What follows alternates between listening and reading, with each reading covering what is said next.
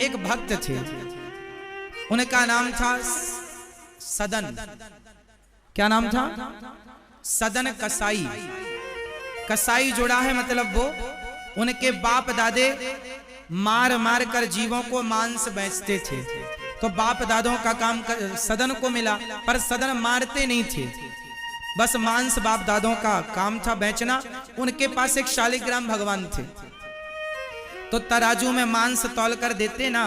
तो सदन बहुत बड़े भक्त थे, एक पलड़े पर वो बांट ना रखकर, किलोग्राम ना रखकर शालिग्राम भगवान को रखते और कहते कि हे भगवान 5 किलो का तौल दो तो वो 5 किलो का हो जाए, आप 1 किलो का तौलो तो शालिग्राम भगवान 1 किलो के हो जाए। उसी बांट से वो 10 किलो भी तौलते, 5 किलो भी, 200 ग्राम भी उसी से तौल कर देते। किसी भक्त ने वहां से गुजरते हुए देखा कि ये तो शालिग्राम भगवान है। तो एक आदमी ने सदन से कहा, अरे सदन, तुझे नरक जाना पड़ेगा, बड़ा पाप किया तूने, ये भगवान को तूने इससे मांस तौला। अच्छा, सदन बहुत प्यार करता था भगवान से, सही गलत का तो उसे ज्यादा ज्ञान था नहीं, सच्चा भोला भाला बाप दादाओं का काम था, तो उसी से उसका गुजारा होता था। तो वो अपना मांस बेचता था और मारता नहीं था किसी को। और भक्त बहुत बड़ा था। एक पंडित जी ने कहा कि ये तूने बड़ा अपराध किया, मुझे दे शालिग्राम भगवान, मैं पूजा करूंगा। पंडित जी को डर के मारे दे दिया। पंडित जी ले जाके बढ़िया दूध दही घी से नहवाए, पूजा पाठ करी। और रात को जब पंडित जी सोए तो शालिग्राम भगवान सपने में बोले, पंडित जी तुरंत वापस करके आओ, वहां बढ़िया वो हमें रो, क्योंकि वह स्त्री का चरित्र अच्छा नहीं था। वह सदन को देखती है और सदन के पास जाकर बोली, आप मेरे पति बनोगे, बड़े सुंदर हो। सदन बोले, मैं अपनी पत्नी पुत्र परिवार मैंने सब छोड़ दिया भगवान के लिए। यदि मुझे इसमें आसक्ति होती तो मैं अपनी पत्नी से मन ही क्यों हटाता। इसलिए देवी, तुम मेरी माँ हो, बहन हो, इस रूप में तुम अच्छी हो, तुम ये क्या कह रही हो। उस कन्या ने कहा, उस महिला ने, वैसे आप हो बड़े सुंदर। अच्छा, ये भी बड़ी सुंदर थी, पर सदन के मन को ये विचलित ना कर पाई। सदन बोले, तुम्हारा पति है, देखो घर में, तुम अपने पति को छोड़कर पर पुरुष पर नजर रखोगी, पाप लगेगा। उस महिला को क्या लगा कि ये मेरे पति से डर रहा है, तो उसने तलवार निकाली और अपने पति का सिर काट दिया और कहा, देखो अब कोई बाधा नहीं है, मेरा पति मर गया, अब तुम और हम शादी कर लेते। पूरी रात बेचारी ने परेशान कर रखा सदन को। सदन बोले, रात है, जाएं कहां, जाएं तो पकड़ ले। अब सदन जी ने मना कर दिया, तुम्हें स्वीकार नहीं करेंगे। तो उसको लगा मेरा तो पति भी चला गया, इसने भी स्वीकार नहीं किया, ना मैं घर की रही ना मैं घाट की रही। उसने शोर मचाया, लोग आए, क्या हुआ? बोले, इसने मेरे पति को मार दिया। अब राजा के पास बात चली गई, सदन को बुलाया गया, आपने क्यों मारा इसके पति को? सदन ने कहा, महाराज मैं तो जगन्नाथ जी की यात्रा पर जा रहा हूं, मैंने नहीं मारा, इसने मेरे से कहा विवाह कर लो, मैंने मना किया तो इसने अपने पति को मार दिया। कहा अब कर लो विवाह, अब तो कोई बाधा नहीं है। उस महिला ने तो त्रिया चरित्र दिखाया और कहा, इसने ही मेरे पे गलत नजरें रखी और मैंने मना किया, मेरे पति ने विरोध किया तो इसने पति को मार दिया। राजा ने कहा, तुमने पति को मारा है, इसके तुम्हारे हाथ काट लिए जाएंगे। सदन के दोनों हाथ काट लिए गए। जगन्नाथ भगवान की तरह हो गए सदन। जैसे जगन्नाथ भगवान जी के आधे आधे हाथ हैं, ऐसे ही सदन के आधे आधे हाथ हो गए। सदन फिर भी उनकी भक्ति कम नहीं हुई, उनका प्रेम कम नहीं हुआ। सदन यात्रा पर आगे बढ़े और जब वो जगन्नाथपुरी पहुंचे तो भगवान जगन्नाथ जी ने पुजारियों से कहा, मेरा भक्त आ रहा है, उसे पालकी पर बिठाकर मेरे सामने लेकर आओ। पुजारी जी गए, पालकी पर बिठाया और जब जगन्नाथ जी के सामने आए, हाथ जोड़ना चाहा पर हाथ तो थे नहीं, पर जब हाथ जोड़ना चाहा तो भगवान की कृपा से सदन के हाथ पहले की तरह उग आए, जस की तस हो गए। भगवत कृपा से उनके हाथ उन्हें वापस मिल गए। सदन ने भगवान जगन्नाथ जी से एक सवाल किया कि हे प्रभु, यदि ये हाथ देना ही था तो फिर हाथ कटवाए क्यों? अब यहां ये प्रश्न का उत्तर सुनिएगा, आपको अच्छा लगेगा। आपके बहुत सारे प्रश्नों का उत्तर मिलने जा रहा है, बहुत सारे प्रश्नों का हल आपको मिलेगा इस बात से। सदन ने भगवान जगन्नाथ जी से प्रश्न किया कि हे प्रभु, जब हाथ वापस करने थे आपको तो हाथ कटवाए क्यों? क्यों कटवाए हाथ? और बात सही भी है कि भगवान की मर्जी के बिना तो पत्ता नहीं हिलता। उस महिला ने जो उन पर आरोप लगाया वो तो गलत था, पर सदन को कष्ट तो हुआ भाई, किसी के हाथ कटेंगे तो कितना दर्द होगा। सदन ने कहा प्रभु जब हाथ लौटाने थे तो कटवाए क्यों? तब जगन्नाथ जी ने कहा बेटा सदन, ये जो तुम्हारा हाथ कटा, ये जो तुम्हें दंड मिला, ये तुम्हारे पिछले जन्म के पाप से मिला। पाप से? तो क्या मैंने आपकी इतनी भक्ति की, तो क्या आपकी इतनी भक्ति के कारण मेरे पाप कटे नहीं? भगवान ने कहा बेटा कुछ पाप तो कट जाते हैं, पर कुछ पाप नहीं कटते। तुमने कुछ ऐसे पाप किए थे जो कट नहीं सकते थे, भोगना पड़ा, पर तुम्हें भोगना तो लंबा था, पर तुम्हारी भक्ति के कारण वो लंबी यात्रा जरा से दिनों में पूरी हो गई। ये कृपा ईश्वर की है। तो महाराज मैंने कौन सा पाप किया था ये भी बता दो। अब जगन्नाथ भगवान ने क्या बात बताई जरा सुनिएगा, और ये सवाल आपके जीवन में सारे प्रश्नों का उत्तर देगा जो आपके जीवन में भी उलझन होती है कि हमने तो पाप किया ही नहीं, पुण्य ही पुण्य किए, फिर भी हमारे जीवन में ये संकट क्यों? आप भी ये सवाल करते हैं, बहुत सारी उलझनें होती हैं। अब ध्यान से सुनो। भगवान जगन्नाथ जी ने कहा सदन, आप पिछले जन्म में एक संत थे, जंगल में बैठे आप समाधि लगाए, तभी जंगल में एक कसाई एक गाय को पकड़कर ले जा रहा था, तो गाय उस कसाई के हाथ से छूट गई और तुम्हारे सामने से गुजरी। तो कसाई ने तुमसे पूछ लिया कि क्या तुमने गाय को यहां से गुजरते हुए देखा है? तो तुमने कह दिया था अपने हाथों को उठाकर हाँ हाँ गाय इस तरफ गई है। और वो कसाई ने तलवार ले रखी थी, तुम्हें पता था कि ये कसाई है, तुमने गाय का सही पता बता दिया। कसाई ने जाकर गाय को पकड़ लिया और गाय की गर्दन काट दी। तुम्हारे कारण एक गाय की हत्या हुई, तो तुम्हारे जीवन में वो हत्या लग गई। वो हत्या के कारण वही गाय इस जन्म में वो स्त्री बनकर आई जो तुम पर मोहित हो गई थी, और वो कसाई उसका पति बनकर आया। कसाई ने गाय का गला काटा, गाय की गर्दन उड़ाई, तो वही गाय इस जन्म में स्त्री बनी और वह कसाई उसका पति बना। तो उस स्त्री ने अपने पति की गर्दन उड़ा दी, तो उन लोगों का तो हिसाब किताब चुक गया। उसने उसकी गर्दन उड़ाई थी, तो इस जन्म में उस गाय ने स्त्री बनकर अपने पति की गर्दन उड़ा दी, तो उन लोगों का हिसाब किताब तो चुक गया। पर तुमने अपने हाथ बढ़ाए थे कि गाय इस तरफ गई है, तो तुमने हाथ बढ़ाए तो तुम्हारे हाथों को भी काट लिया गया।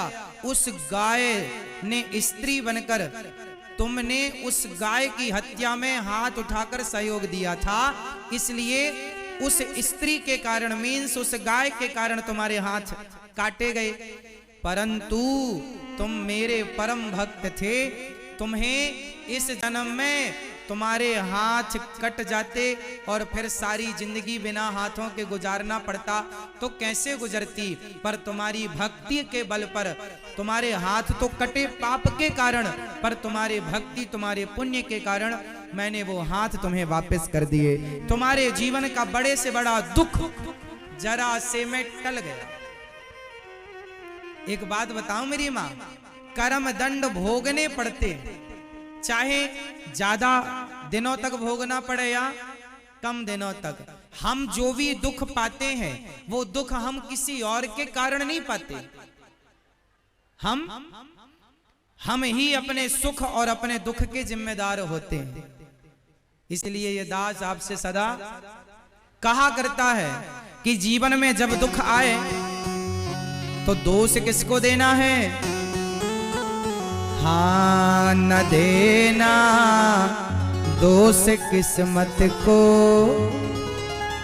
विपत्ति तो सब पे आती है। न देना दोष किस्मत को, विपत्ति तो सब पे आती है। जब आपके जीवन में विपत्ति आए तो किसी को दोष ना देना, ये समझना कि ये हमारे किसी जन्म के पाप का फल है।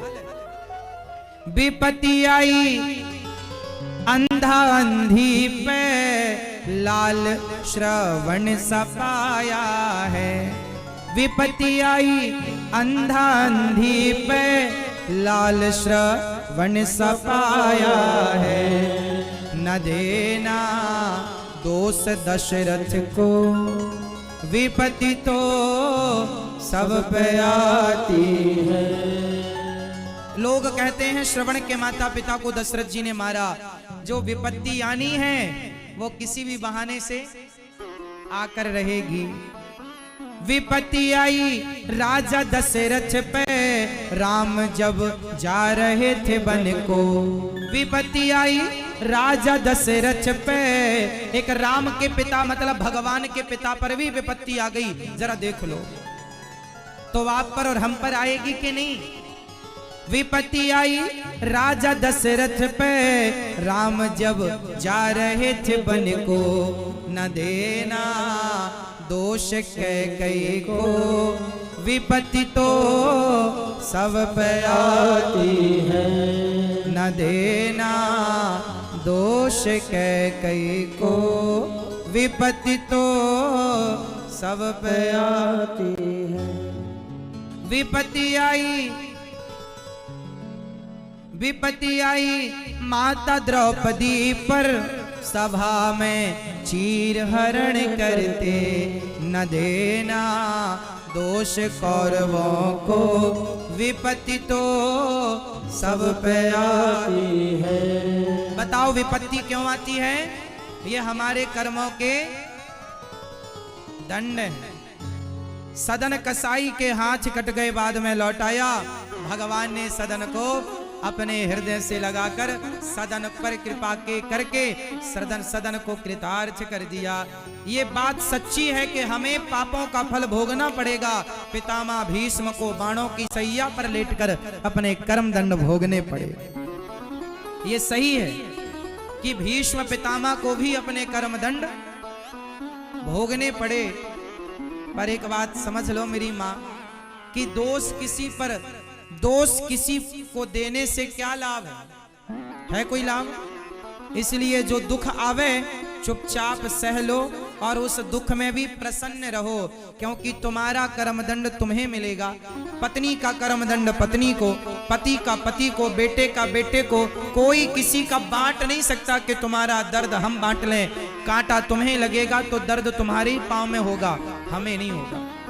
हर व्यक्ति अपना अपना भोगता है। इसलिए कहता हूं गलत ना किया करो। आज नहीं कल उसका परिणाम जब मिलेगा बड़ा दुखद होगा, भोगना पड़ेगा। कोई ना बचा तो तुम पितामह भीष्म ना बच पाए कर्म दंड से, दशरथ जी ना बच पाए। दशरथ जी तो राम के पिता भगवान के पिता हैं।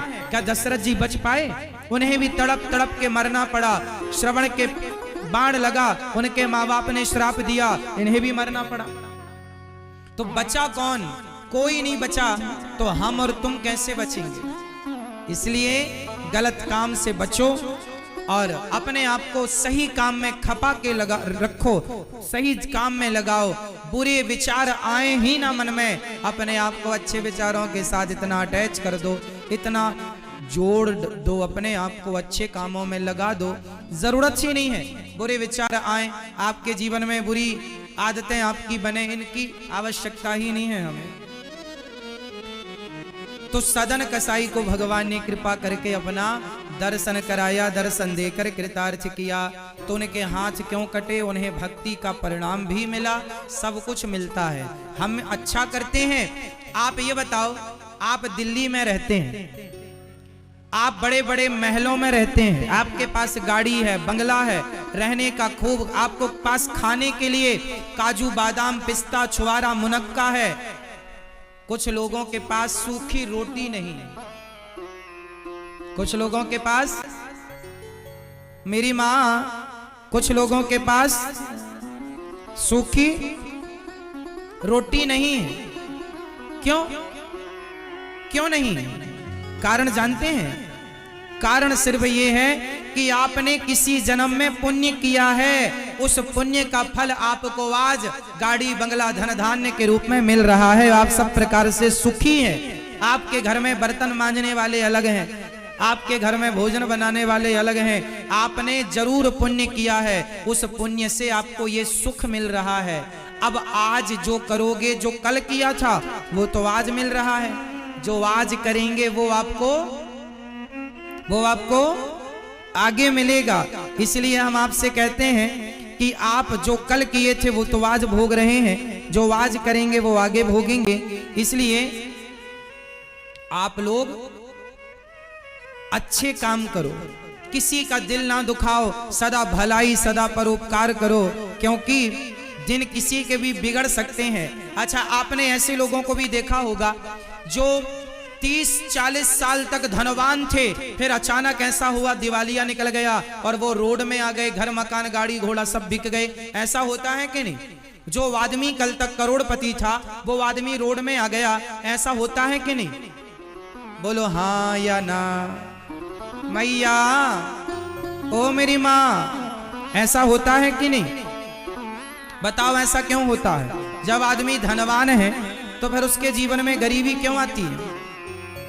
इसलिए आती है, अरे जितने दिन तक आपका पुण्य आपके साथ था उतने दिन माल खजाना मिला, पुण्य खत्म, तुरंत वापस चली गई चीजें। और आपके जीवन में जो स्ट्रगल करना पड़ रहा है, 2-2 रोटी के लिए मेहनत करना पड़ता है, फिर भी पेट नहीं भरता। इससे पता लग रहा है कि तुम्हारा धन, जब तुम धनवान होते हो वो तुम्हारे पुण्यों का उदय है, और जब तुम गरीब, तुम दर दर की ठोकर खाते हो, कमाने पर भी भरपेट रोटी नहीं मिलती, वो तुम्हारे पापों का परिणाम होता।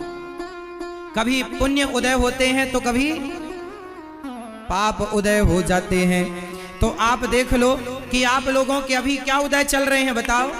आपके अभी पाप का उदय है कि पुण्य का? जोर से अभी पुण्य का उदय है। भगवान करें ये पुण्य ही पुण्य रहे, आप पुण्य ही पुण्य करें, आपसे पाप ना हो।